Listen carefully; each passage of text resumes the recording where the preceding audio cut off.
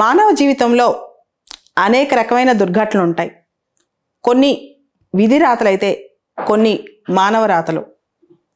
భూకంపమో సునామీయో ఇలాంటివి వచ్చినప్పుడు దేవుడు చేశాడనో విధి చేశాడా అనుకుంటాం. దానికి మానవ ప్రమేయం పెద్దగా ఉండదు. అయితే మానవులతో లేదా మానవ కారణం వల్ల జరిగే తప్పిదాలు చాలానే జరుగుతున్నాయి. అవన్నీ కూడా నివారింపదగ్గవే. కానీ మనం ఎందుకు చర్యలు తీసుకోలేకపోతున్నాం? అసలు ఏంటి సంఘటనలు ఎలా జరుగుతున్నాయి ఒకసారి చూద్దాం. ముందుగా గుజరాత్లో గత వారంలో చూసుకుంటే 135 మంది చనిపోయారు ఒక సస్పెన్షన్ బ్రిడ్జి కూలిపోయి. దానిలో మనం చూస్తే గుజరాత్లో మోర్బీ జిల్లా మచ్చూ రివర్ దగ్గర దీనిలో 50 మందికి పైగా చిన్నపిల్లలు ఉన్నారు. ఈ దుర్ఘటన మనం ఆపలేందా అంటే ఖచ్చితంగా ఆపగలం, కానీ జరిగిపోయింది. అంతకుముందే మనం చూస్తే సియోల్లో దాదాపు 130-140 మంది చనిపోయారు. సౌత్ కొరియా సియోల్లో హాలోవిన్ వేడుకలో తొక్కిసలాట జరిగి, దానికంటే కొంచెం ముందు ఇండోనేషియాలో ఫుట్బాల్ మ్యాచ్లో తొక్కిసలాట. ఇలా మానవ ప్రేమతో మానవులు ఆపగలిగే దుర్ఘటనలు ప్రపంచంలో చాలానే జరిగాయి. ఉదాహరణకి మనం హిరోషిమా నాగసాకి ఈ బాంబు చూసుకున్న nuclear bomb first time America వాడటం చూస్తే 1945లో అదొక దుర్ఘటన. తర్వాత ఉక్రెయిన్లో చెర్నోబిల్ దుర్ఘటన, Bhopal gas leakage, LG polymers విశాఖపట్నంలో 2 ఏళ్ల క్రితం స్టైరిన్ గ్యాస్ లీకేజ్, ఇలాంటివి ఎన్నో ఈ కథలు. అంతెందుకు, గోదావరి నది పుష్కరాల్లో తొక్కిసలాట. చాలా సందర్భాలు చూస్తే అనిపిస్తుంది ఇవి మనం ఆపగలిగినాయే కదా, ఎందుకు ఆపలేకపోయామని చెప్పి. కొన్ని సంఘటనలు అయితే లిఫ్ట్లో చిన్నారులు ఇరుక్కోవటం, వరదలు వచ్చి చిన్నారులు నీళ్ళలో పడిపోవటం, ఇవన్నీ కూడా గమనిస్తున్నాం. అంతెందుకు, ఈ మధ్య సికింద్రాబాద్లో ఒక హోటల్, ఒక చిన్న ప్లేస్లో అక్కడ ఫైర్ రావటం, మనుషులు చనిపోవటం, బిల్డింగ్ కొలాప్స్లు అయిపోవటం కొన్ని చోట్ల, ఇవన్నీ కూడా చూస్తున్నాం. సో మానవ తప్పిదంతో లేదా మానవ నిర్లక్ష్యంతో నివారించదగ్గ దుర్ఘటనలు చూసినప్పుడు అయ్యో ఆపలేకపోయామే, ఎందుకంటే దేవుడు చేసినవి విధిరాతలు మార్చలేకపోతున్నాం, దాన్ని కొంతవరకు మిటిగేట్ చేయగలుగుతున్నాం. కానీ మనుషులు చేసే తప్పులు వీటిని ఆపలేమా? ఈ క్వశ్చన్ మన మైండ్లో రోజు రోజుకి వస్తూనే ఉంటుంది, తొలుస్తూనే ఉంటుంది.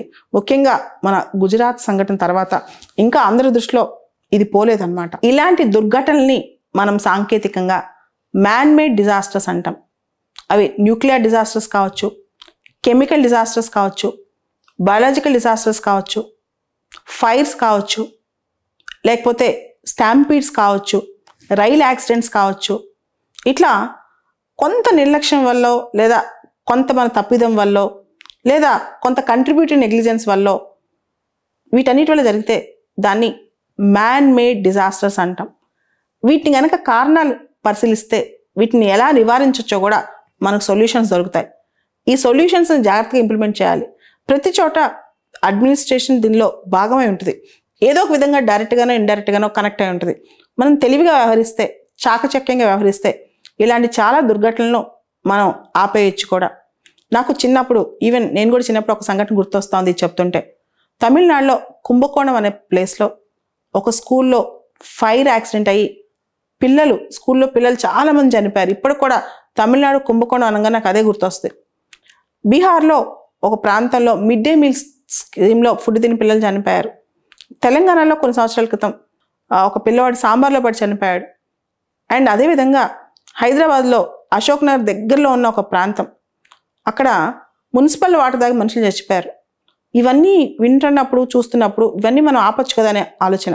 కానీ వీటికి సమస్య తెలిస్తే, ప్రాబ్లం ఎక్కడుందో తెలిస్తే సొల్యూషన్స్ కూడా మనకు అర్థమైపోతాయి. ఈ డిజాస్టర్స్ని, ముఖ్యంగా మ్యాన్ మేడ్ డిజాస్టర్స్ని మనం పరిశీలిస్తే, ఉదాహరణకి బిల్డింగ్ ఫైర్స్ అనుకోండి. ముందుగా local bodies, building authorities, regulatory authorities proper guidelines, rules ఉంటాయి. కానీ జనం వీటిని పట్టించుకోరు, అథారిటీస్ వీటిని సూపర్వైజ్ చేయరు. ఇది మేజర్ థింగ్ అనమాట. అవి కనుక కొంచెం ప్రాపర్గా, ప్రాంప్ట్గా చేస్తే అయిపోతుంది. దాంతోపాటు fire precautionary measures, fire safety measures, ఇవన్నీ కూడా ఒకవేళ ఫైర్ వచ్చినప్పుడు ఇమీడియట్గా ఎలా రెస్పాండ్ అవ్వాలి, ఇది చాలామందికి ట్రైనింగే ఉండదు అనమాట. తర్వాత రెండోది స్టాంపీడ్స్. స్టాంపీడ్లో జనరల్గా క్రౌడ్ మేనేజ్మెంట్ ఒక సైంటిఫిక్ పద్ధతిలో చేస్తే, శాస్త్రీయంగా చేస్తే చాలా వరకు తగ్గిపోద్ది అనమాట. కానీ ఇది కూడా చేయరు. మూడోది మీరు చూసారు ఈ మధ్య కేరళలో ఫ్లడ్స్ వచ్చాయి లాస్ట్ 3 years 4 years బ్యాక్, అంత ముందు కూడా.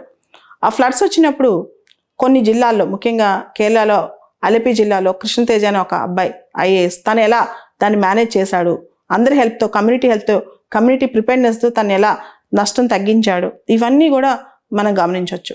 దాంతోపాటు మనం ఇంకొన్ని డిజాస్టర్స్, అంటే ఇప్పుడు విశాఖపట్నం ఇన్సిడెంట్ ఉంది. జనావాసాల దగ్గరగా బాగా విషవాయువులు వచ్చే ఇండస్ట్రీస్ పెట్టకూడదు, దూరంగా పెట్టాలి. కానీ LG పాలిమర్స్ అది అక్కడే రావటం, జనాలు దాని దగ్గరలో నిద్రపోవటం, తెల్లవారుజామున ఇన్సిడెంట్ జరగటం, ఇట్లాంటివి జరుగుతున్నాయి అన్నమాట. సో ఇవన్నీ ఒక్కొక్కటి మీరు క్యాలిక్యులేట్ చేస్తూ వస్తే చాలా వరకు కొంత ప్రిపేర్నెస్తో ఉంటే మనం బయటపడగలం. ముఖ్యంగా జపాన్ చూడండి, Japan is prone to earthquakes and tsunamis, కానీ అక్కడ కమ్యూనిటీ ప్రిపేర్నెస్ చాలా స్ట్రాంగ్గా ఉంటుంది. వాళ్ళు వెంటనే రెస్పాండ్ అవుతారు, వెంటనే దాన్ని రీబిల్డ్ చేసుకోగలరు అనమాట. కానీ మన దేశంలో దానికి ప్రిపేర్నెస్ ఉండదు. ఈవెన్ మన కరిక్యులంలో కూడా మాక్స్ అనేవి ఉండవు అనమాట. ఉదాహరణకి మన దైనందిక జీవితంలో ఒక డిజాస్టర్ వస్తే మనం ఇమీడియట్గా ఎలా రెస్పాండ్ అవ్వాలని ముందే మాక్ ప్రాక్టీస్ అయింది అనుకోండి, దాని మీద ఒక రకమైన ప్రాక్టీస్ సెషన్స్ ప్రిపేర్నెస్ ముందుగా ఉందనుకోండి, ఆటోమేటిక్గా మనం రెస్పాండ్ అవుతాం అనమాట. సో మనం దానికి ప్రిపేర్ అవ్వాలి. Disaster is a part of life అని తెలియాలి. దాంతోపాటు మ్యాన్మేడ్ డిజాస్టర్స్ సంబంధించి అవగాహన ఎక్కువగా ఉంటే కనుక ఈజీ అవుతుంది అనమాట. అంతెందుకు కొన్ని సందర్భాల్లో మనకి సడన్గా లిఫ్ట్ అయిపోయినా, లేకపోతే కొన్ని ప్రత్యేకమైన పరిస్థితుల్లో ఒక గ్యాస్ లీక్ అయినా మనం ఎలా రెస్పాండ్ అవ్వాలో అసలు మన బ్రెయిన్ వర్క్ చేయదన్నమాట. సో ఆ టైంలో ముందే ప్రాక్టీస్ చేసి ఇలాంటి వాటికి ప్రిపేర్డ్ అయి ఉంటే కనుక ఈజీగా మనం దాన్ని రెస్పాండ్ అవ్వగలం. బిల్డింగ్లో ఫైర్ వస్తే ఏం చేయాలి, స్టాంపీడ్ వస్తే సడన్గా మనం ఏం చేయాలి, ఎలా కాంటాక్ట్ చేయాలి, ఇవన్నీ కూడా. సో డిజాస్టర్స్ అనేవి కొన్నిసార్లు తప్పవు, దాన్ని ఎలా ఎదుర్కోవాలో కూడా ఆ ప్రిపేర్నెస్ అనేది అలవాటు అవ్వాలి. మన అడ్మినిస్ట్రేటర్స్ కూడా ఇంతవరకు ఆ ప్రిపేర్నెస్ సరిగ్గా రాదనమాట. దాన్ని నేర్చుకుంటే కనుక మనం ఇంకా బెటర్గా డిజాస్టర్స్ని మేనేజ్ చేయగలుగుతాం. అంతిమంగా డిజాస్టర్ మేనేజ్మెంట్ అనేది అటు ప్రభుత్వం, ఇటు ప్రజలు, తర్వాత సివిల్ సొసైటీ మరియు వాలంటరీ ఆర్గనైజేషన్స్, వీళ్ళందరి కొలాబరేషన్తోనే, వీళ్ళందరి భాగస్వామ్యంతోనే సాధ్యమవుతుంది. అలా కాకపోతే ఏ ఒక్క స్టేక్ హోల్డర్ దీనిలో భాగస్వామి కాకపోయినా అది హాఫ్ హ్యాండెడ్ ఎఫర్ట్స్ అవుతుంది అనమాట. కాబట్టి డిజాస్టర్ మేనేజ్మెంట్ అనేది మనందరి సమష్టి బాధ్యత. దీన్ని ప్రభుత్వం మీద పూర్తి తప్పుతోయటం లేదా ప్రజల మీద తప్పుతోయటం కరెక్ట్ కాదు. అందరూ కలిసి చేస్తేనే డిజాస్టర్ మేనేజ్మెంట్ అనేది, విపత్తు నిర్వహణ అనేది సక్సెస్ అవుతుంది.